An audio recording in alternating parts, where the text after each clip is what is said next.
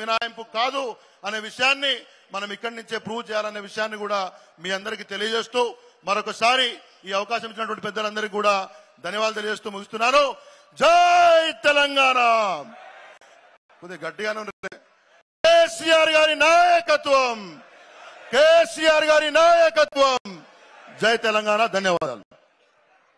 మాజీ యువకుడు, మాజీ శాసనసభ్యుడు, పీజీఆర్ గారి కుమారుడు, బీఆర్ఎస్ గెలుపు కోసం, సునీతమ్మ గారి గెలుపు కోసం అహర్నిశలు కృషి చేస్తున్న మన విష్ణువర్ధన్ రెడ్డి గారిని మాట్లాడాల్సింది కోరుతున్నాను.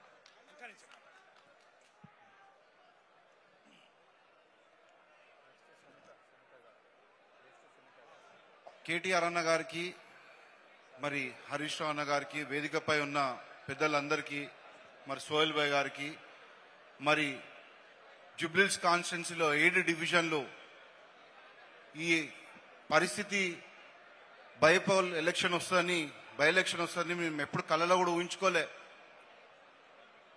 మరి గోపన్న మనలో లేరు, కానీ ఆయన అయితే ఆశయాలునేమో ముందు తీసుకెళ్ళాలి మనం. ఆయన చాలా మట్టుకి ఎప్పుడు కూడా పబ్లిక్కి సేవ చేసుకుంటున్నారు. నాకు గోపన్నకి నన్ను 2 సార్లు ఓడగొట్టినారు. ప్రతిసారి ఒకటే మాట అంటుండే, నేను పీజీఆర్ కొడుకుని ఓడగొట్టినా నేను అని ఒక డైలాగ్ కొట్టాడు నన్ను కనబడినప్పుడల్లా. నేను చాలా పెద్ద లీడర్, నేను పీజీఆర్ కొడుకుని ఓడగొట్టినాను. మరి మా ఇద్దరికి ఎప్పుడు కూడా ఆయన టీడీపీలో ఉన్నా కూడా, బీఆర్ఎస్లో ఉన్నా కూడా, కౌంటింగ్ రోజు కూడా మేమిద్దరం ఉన్నా కూర్చొని టిఫిన్ చేసి నీకింత వచ్చింది నాకింత వచ్చిందని ఒక్కొక్క, మా ఇద్దరికి ఎప్పుడు కూడా ఆయన టీడీపీలో ఉన్నా కూడా, బీఆర్ఎస్లో ఉన్నా కూడా, కౌంటింగ్ రోజు కూడా మేమిద్దరం ఉన్నా కూర్చొని టిఫిన్ చేసి నీకింత వచ్చింది నాకింత వచ్చిందని ఒక్కొక్క రౌండ్కి జోకులు వేసుకుంటాం, మాట్లాడినాం. కానీ ఎప్పుడు వ్యతిరేకత మేము చేసుకోలేదు. గోపన్న సెకండ్ టైం ఎమ్మెల్యే ఇప్పుడు ఈ ఎస్పీఆర్ హిల్స్ మా తాతయ్య నానమ్మ పేరు మీద ఉన్న బస్తీ ఇది. ఇక్కడ ఒక రిజర్వాయర్ ఉండే, నేను ఎమ్మెల్యే ఉన్నప్పుడు 1,50,00,000 నేను ఆ రిజర్వాయర్ శాంక్షన్ చేసి పెట్టిండే. అనుకోకుండా అప్పుడు కిరణ్ కుమార్ గవర్నమెంట్ కొన్ని కారణాల వల్ల ఆగిపోయిండే. గోపన్న సెకండ్ టైం ఎమ్మెల్యే ఆ 1,50,00,000 రిజర్వాయర్ ని 4 crores పెట్టి ఆ రిజర్వాయర్ చేయించారు. మరి ఆయన పేరు పెట్టాలని నేను గతంలో కూడా తలసాని శ్రీనివాస్ యాదవ్ గారికి కూడా చెప్పడం జరిగింది, యూసుఫ్ కూడా సంతాప సభలో. ఆ ఒక రిజర్వాయర్ పేరు గోపన్న పేరు పెట్టాలి. మరి ఈరోజు కాంగ్రెస్ పార్టీ ఎట్లయిపోయిందంటే ఆ ఇందిరా కాంగ్రెస్ కాదు, ఇప్పుడు party ticket for sale party అయిపోయింది. ఈ యొక్క కాంగ్రెస్ పార్టీ మా బ్లడ్, మా ఫాదరు, మేము, మా తాతలంతా కాంగ్రెస్ అన్నాం. కానీ మాతోటే ఎంత ఇస్తావు అని చెప్పి మమ్మల్ని ఆ టికెట్ అమ్మకం పెడితే మనసు బాధ అనిపిస్తే, ఆ రోజు ఈ కుటుంబం నాకు అందండలు నిలబడి రాజకీయ భవిష్యత్ ఇంకా చాలా ఉంది, కలిసి మనం 10 సంవత్సరాలు ముందుకెళ్దామని రామన్న చెప్పడం జరిగింది.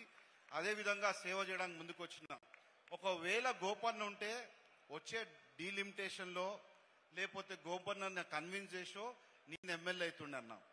కానీ ఆ 3 years మాత్రం గ్యాప్ ఉన్నప్పుడు తప్పకుండా అది ఆ పెయిన్ ఏందో నాకు తెలుసు, ఆ బాధ ఏందో నాకు తెలుసు. కుటుంబాల్లో చనిపోతే ఎందరు మంది మన మీద కన్నేస్తారని. ఫస్ట్ మనిషి నేనే, అమ్మా నీకున్నా నేను అండదండగా నేను ఉంటా, నువ్వేం టెన్షన్ పడకు, ఎవరు ఏమైనా అని మొదటి సంతాప సభ షేక్పేటలో జరిగింది. ఆ రోజు అన్న గోపన్న కా దుష్మన్ ఓ మేరా దుష్మన్, అప్నా దుష్మన్. కాబట్టి ఇప్పుడు మీకు ఇక్కడ జానకమ్మ తోట ఎవరెవరు తెలుసు అన్న, యూసుఫ్ కూడా జానకమ్మ తోట చేతులు ఎత్తండి. ఈ ఆ జానకమ్మ తోట గురించి ఈ కాంగ్రెస్ టికెట్ పోయింది. రేపు కాంగ్రెస్ వస్తే అక్కడ జానకమ్మ తోట అనేది ఉండనే ఉండదు. మనకి రామరాజ్యం కావాలా లేకపోతే రావణ రాజ్యం కావాలా కోరుకోవాలి, రామరాజ్యమే కావాలని రామన్న కోరుతున్నాను. మనమందరం ఏ కాంగ్రెస్ ఆల్రెడీ అయిపోయింది ఇక్కడ జూబ్లీహిల్స్ కాన్స్టిట్యున్సీలో, మళ్ళీ చెప్తున్నా, నేనుంత కాలం ఇక్కడ కాంగ్రెస్ జెండా ఎగరనీయకుండా చేస్తా తప్పకుండా. మరి గోపన్న కూతురుంది అక్షరామ్మ, ఆ పాపకు కూడా ఎప్పుడు ఒక వాళ్ళ బాబాయ్ లాగా అన్ని విధాలుగా నేను అండదండగా ఉంటా అని కోరుకుంటూ, రాబోయే రోజుల్లో సునీతమ్మకు కూడా నేను వాళ్ళ పిల్లోడు అనుకోండి, కొడుకు అనుకోండి, లేకపోతే తమ్ముడు అనుకోండి, అన్ని విధాలుగా నేను అండదండగా ఉంటానని కోరుకుంటున్నాను. దయచేసి అందరు వినాలి.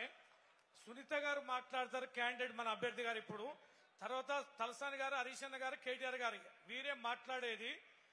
అందరూ మాట్లాడాక కేటీఆర్ గారు స్పీచ్ అయినాక మనం భోజనాలు స్టార్ట్ చేస్తాం. దయచేసి ఎవరు కూడా డైనింగ్ హాల్ వరకు పోవద్దు. కీలకమైన ఈ నలుగురు పనిచేస్తాం. విన్న కేటీఆర్ గారు స్పీచ్ అయినాక భోజనాలు స్టార్ట్ చేయాలి.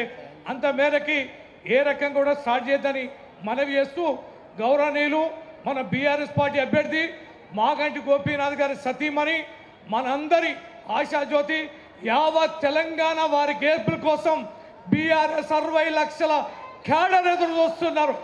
యావత్ ప్రభుత్వ వ్యతిరేకం మొత్తం కూడా చూస్తున్నారు. ఇచ్చిన 6